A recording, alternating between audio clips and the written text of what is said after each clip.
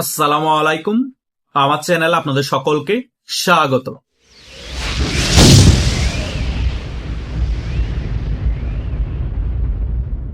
বাংলাদেশকে যদি আগের রূপে আবার ফিরিয়ে আনতে হয়, শেখ হাসিনার কোনো বিকল্প নেই। অলরেডি বাংলাদেশের মানুষ সেটা উপলব্ধি করতে পারছে। এই 2 বছরে বাংলাদেশের প্রশাসনিক যে চেইন অফ কমান্ড আছে সম্পূর্ণরূপে ভেঙে গিয়েছে। সন্ত্রাসীদের অভয়ারণ্য হিসেবে গড়ে উঠছে বাংলাদেশ। প্রত্যেকটা দিন নিউজ মিডিয়াতে আমরা শুধুই দেখতে পাই গুম, খুন আর হত্যা। সেটার পাশাপাশি শুধু দেখতে পাচ্ছি হামের টিকা না পেয়ে শিশুরা খুব কষ্ট পেয়েই মারা যাচ্ছে। বাবা মার আহাজারি, এই সকল বিষয় দেখতে দেখতে আর নিতে পারছি না। প্রত্যেকটা দিন এই সকল বিষয় নিয়ে কোনো না কোনো আলোচনা আমাদের করতেই হয়। অনেকেই আমাকে ইউটিউবে সেজন্য বলে, ভাইয়া একই আলোচনা আপনি প্রত্যেকটা দিন তুলে কেন ধরেন? ভাই, এই সকল বিষয় যদি প্রত্যেকটা দিন আলোচনার ভিতরে তুলে না ধরি আপনারা তো ভুলে যাবেন আমরা তো চোদু বাঙালি। আমরা শুধু শেখ হাসিনাকে ফেসিস্ট বলতে পারি, কিন্তু এই 2 বছর বাংলাদেশে যে এত কিছু ঘটে গিয়েছে, এখনো যে ঘটে যাচ্ছে, এই সকল বিষয়ে আমরা এখন কথা বলতে পারছি না এবং 1-2 দিন পর ভুলে যাচ্ছি। তাই বারবার আপনাদেরকে রিমাইন্ড করে দেওয়া হচ্ছে যে এগুলা ভুলার মতো কাজ না। বাংলাদেশে এখন 100 টাকার নিচে কোনো সবজি পাওয়া যায় না। প্রত্যেকটা জিনিস 20 থেকে 30 টাকা করে বেড়ে গিয়েছে। শুধু তাই নয়, বিদ্যুতের বিল নাকি 20% করে বাড়ানো হবে। দেশের মধ্যে সকল কিছু সংকট, তারপরে সকল জিনিসের দাম এই ঈদের পর থেকে বাড়িয়ে দেয়া হবে। বাংলাদেশের মানুষ বুঝুক কার হাতে এখন দেশ আছে। তিনি তো আছেন এখন শুধু বিশাল বড় বড় টেবিলের উপর দাঁড়িয়ে তার নেতা কর্মীদের সামনে বক্তব্য দিতে। এই সকল বক্তব্য দিয়ে বাংলাদেশের মানুষের পেট ভরবে না। সন্ত্রাসীদেরকে গ্রেপ্তার করতে হবে। সেটা যদি বিএনপি সন্ত্রাসী হয় কোনোভাবে ছাড় দেওয়া যাবে না। এই সকল সন্ত্রাসীরা চাঁদাবাজি করছে, মা বোনের ইজ্জত নিচ্ছে এবং আওয়ামী লীগের নিরীহ কর্মীদেরকে মেরে মেরে বিভিন্ন জায়গায় ঝুলিয়ে দিচ্ছে। এবং এই জামাত ইসলামী সুযোগ মতে আওয়ামী লীগের নিরীহ ছাত্র লীগকে ধরে রক কেটে মেরে ফেলতেছে। বিভিন্ন জায়গায় লাশ পাওয়া যাচ্ছে। সো বাংলাদেশের পুলিশের এখন সবচেয়ে গুরুত্বপূর্ণ দায়িত্ব হয়ে গিয়েছে এই সকল আসামিদেরকে গ্রেপ্তার করে জেলে ভরা। আওয়ামী লীগকে কোণঠাসা করতে গিয়ে, আওয়ামী লীগের নেতা কর্মীদেরকে গ্রেপ্তার করতে গিয়ে বাংলাদেশের আইন শৃঙ্খলা বাহিনী সম্পূর্ণরূপে ভেঙে গিয়েছে। যারা নেশাদ্রব্য বিক্রি করে তারা দেদারসে নেশাদ্রব্য বিক্রি করছে, যারা ধর্ষণ করে তারা দেদারসে আমাদের মা বোনদেরকে ধর্ষণ করছে, যারা চুরি চামারি করে তারা আরামসে চুরি চামারি করছে। তাদের দিকে পুলিশের ফোকাস নাই।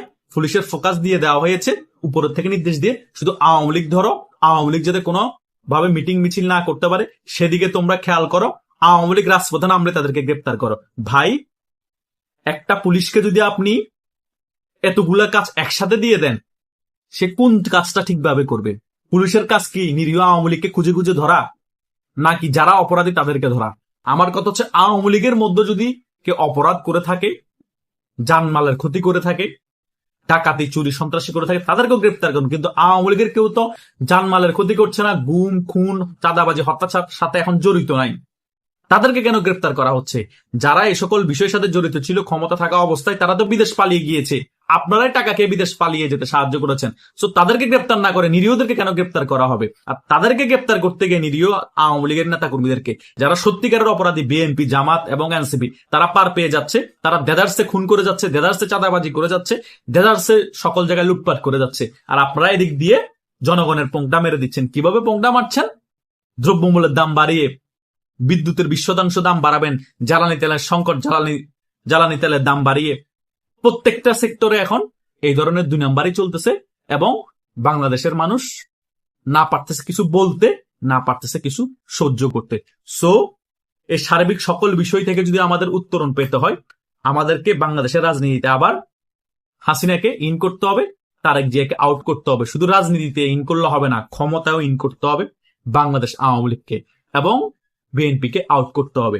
তাছাড়া আর কোনো আমি ওয়ে দেখতে পাচ্ছি না। কারণ বিএনপি সরকারের একটাই এখন মোটিভ, তারা শুধু আওয়ামী লীগের দিকে ফোকাস দিচ্ছে। না বাংলাদেশের কোনো জনগণের কথা চিন্তা করছে, না বাংলাদেশ ধ্বংস হয়ে যাচ্ছে সেই বিষয়ে চিন্তা করছে, বাংলাদেশের তলাবিহীন ঝুরি হয়ে যাচ্ছে নাকি সে বিষয়ে চিন্তা করছে, নাকি বাংলাদেশ দুর্ভিক্ষের কবলে পড়ে যাচ্ছে সে বিষয়ে চিন্তা করছে। কোনো বিষয়ে তাদের হেডেক নাই, তাদের একটাই হেডেক, এই বুড়া যেগুলো এখন এমপি মন্ত্রী হয়েছে তারা যতদিন বেঁচে থাকবে ততদিন তাদের ক্ষমতায় থাকতে হবে। সো ক্ষমতাকে 100% ইনশিওর করার জন্য আওয়ামী লীগকে একেবারে কোণঠাসা করে রাখতে হবে। কোনোভাবে আওয়ামী লীগকে স্পেস দেওয়া যাবে না। পুলিশকে সারাক্ষণ 24 ঘন্টা শুধু আওয়ামী লীগের দিকে নজরদারিতে রাখা হয়েছে। এভাবে করে একটা দেশ চলতে পারে? বাংলাদেশের 50 থেকে 60% মানুষের মতাদর্শকে আপনি দমিয়ে রাখবেন, আবার বাংলাদেশের যত প্রশাসনিক সেক্টর আছে সকলকে তাদের পিছে লাগিয়ে রাখবেন, তো তাহলে চোর ডাকাত এদেরকে ধরবে কে? প্রশাসনিক ভাবে বাংলাদেশটাকে স্টেবল রাখবে কে? সম্ভব? কখনোই সম্ভব না। ছোট্ট একটা দেশ, আদমশুমারি ছাড়াই 20 কোটির বেশি জনগণ বাংলাদেশে হবে। এই ছোট্ট একটা দেশে এত কোটি জনগণকে, এই বাংলাদেশের গুটি কয়েক প্রশাসনকে নিয়ন্ত্রণ করতে পারবে? এমনিতে তো নিয়ন্ত্রণ করতে পারে না, তার উপর এখন আওয়ামী লীগের দিকে শুধু ফোকাস দিয়ে রাখা হয়েছে প্রশাসন সকলকে। সো অন্য দিক দিয়ে অন্যরা দেদারসে অপকর্ম করেই যাচ্ছে, বিএনপি নেতা কর্মীরা, জামাত ইসলাম এবং এনসিপি নেতা কর্মীরা। আমি ক্লিয়ারলি বলতে চাই, বাংলাদেশের জনগণ যদি এখনো প্রতিবাদ না করেন, 2001 থেকে 2006 সালের শাসন আমল কি ছিল তার থেকে 10 গুণ ভয়াবহ অবস্থা বাংলাদেশের হবে। বাংলাদেশ 2001 থেকে 2006 সালের শাসন আমলে পরপর 4 বার দুর্নীতিতে চ্যাম্পিয়ন হয়েছে না, অনেকে 5 বার বলে। সো বাংলাদেশ আবারও দুর্নীতিতে চ্যাম্পিয়ন হতে যাচ্ছে আগামীতে।